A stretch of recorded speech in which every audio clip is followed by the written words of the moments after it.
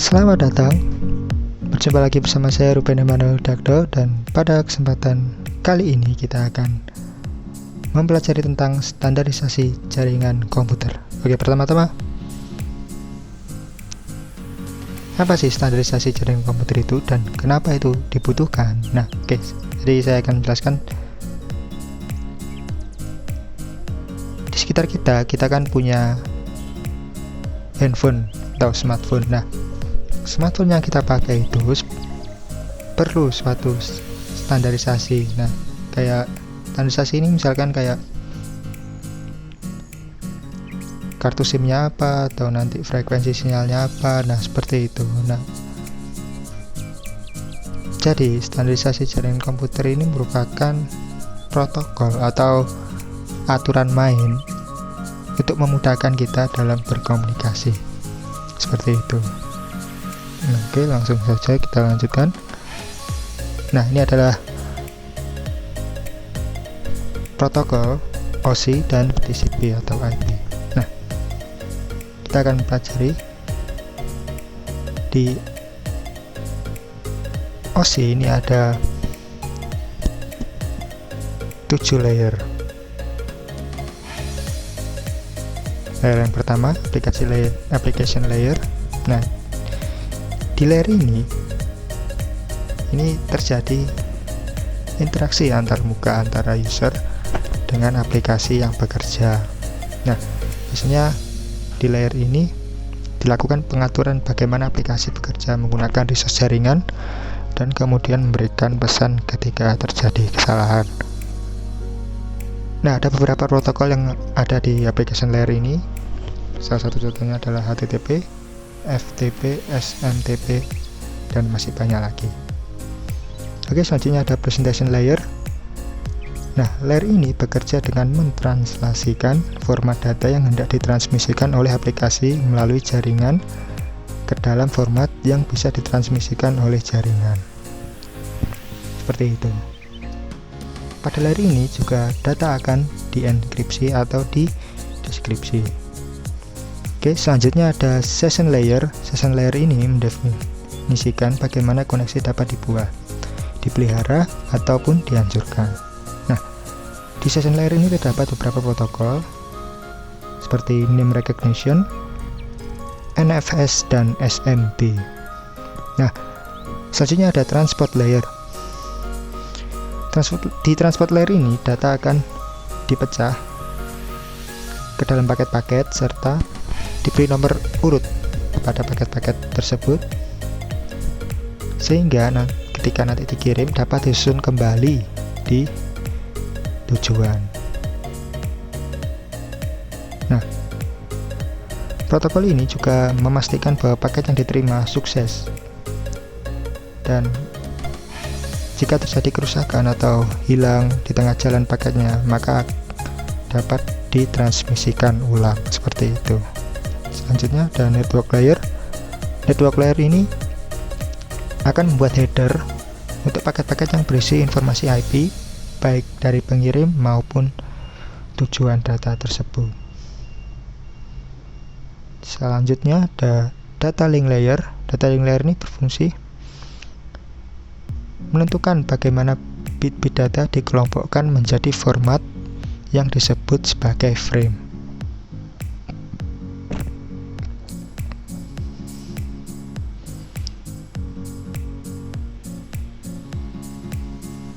Nah, selain itu, di layer ini terjadi koreksi kesalahan, flow control, pengamatan perangkat keras, akses control, dan menentukan bagaimana perangkat-perangkat jaringan seperti hub, bridge, repeater, dan switch beroperasi. Seperti itu. Nah, terakhir ada physical layer. Layer ini bekerja dengan mendefinisikan media transmisi jaringan, metode pensinyalan, sinkronisasi bit, arsitektur jaringan, topologi jaringan, dan pengabelan. Oke, itu adalah sedikit penjelasan tentang protokol OSI. Selanjutnya, nah, kita akan belajar tentang TCP vs UDP. Keduanya ini sama-sama protokol juga, tapi memiliki perbedaan yang signifikan. Nah, TCP ini merupakan suatu protokol ya yang dia lebih lambat daripada UDP, tetapi dia dapat diandalkan karena kalau kita mengirim data lewat TCP, misalkan kita mau mengirim foto ke teman kita, nah seperti yang tadi, maka data foto kita itu akan dipecah-pecah menjadi paket-paket, lalu akan diberi nomor-nomor, dikirim ke teman kita, dan akan dijadikan satu di email teman kita. Seperti itu contohnya.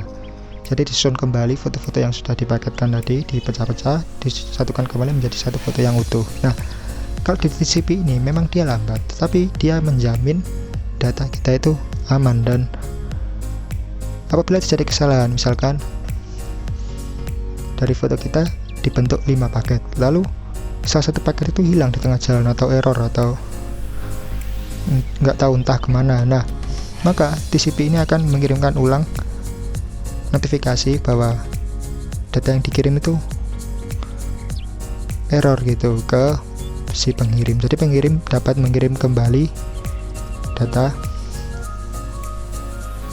ke yang dikirim tersebut, yang error tadi. Nah, seperti itu. Memang dia lebih lambat, tetapi dia dapat diandalkan. Nah, bedanya dengan UDP ini dia cepat, tapi dia tidak peduli kalau misalkan ada data yang error atau hilang di tengah jalan, dia tetap mengirim data tersebut. Nah, seperti yang bisa kita lihat di sini ada contohnya ini. Kalau di UDP ini ada musik streaming, nah jadi seperti itu. Jadi kayak streaming broadcasting, kayak di misalkan siaran bola, video streaming atau musik streaming. Nah, mereka tidak peduli, maksudnya kayak misalkan kita nonton bola gitu di warung, mereka nggak peduli kita nonton atau enggak, kita memperhatikan apa enggak gitu, atau kita ketinggalan, misalkan ketinggalan gol. Nah, di UDP ini mereka tidak peduli, mereka tetap menyiarkan terus, jadi apapun disiarkan gitu. Jadi kalau kita misalkan ketinggalan gitu, ya resiko kita sendiri, seperti itu. Kalau misalkan juga ada data yang rusak, maka dia tidak akan mengirim, beda sama TCP ya, dia tidak akan mengirim notifikasi gitu. Jadi semua dikirim ke UDP, makanya dia lebih cepat, tetapi tidak menjamin keamanan data, atau istilahnya best effort, seperti itu. Oke, kita lanjutkan. Nah, ini adalah port yang dipakai oleh TCP dan UDP. Yang pertama ada well-known port, dia range-nya 0 sampai 1023.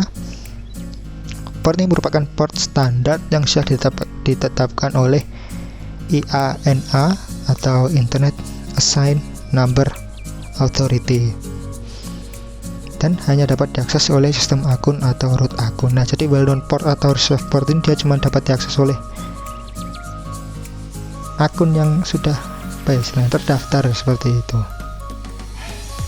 Nah, yang terakhir ada registered port, range-nya 1024 sampai 49151. Nah, dapat diakses oleh program dengan program, dan aplikasi ini digunakan oleh user akun biasa. Nah, bedanya sama yang tadi, kalau di register port ini dia bisa diakses oleh program dengan program, seperti itu. Oke, itu tadi adalah beberapa penjelasan singkat yang bisa saya sampaikan tentang standarisasi jaringan komputer.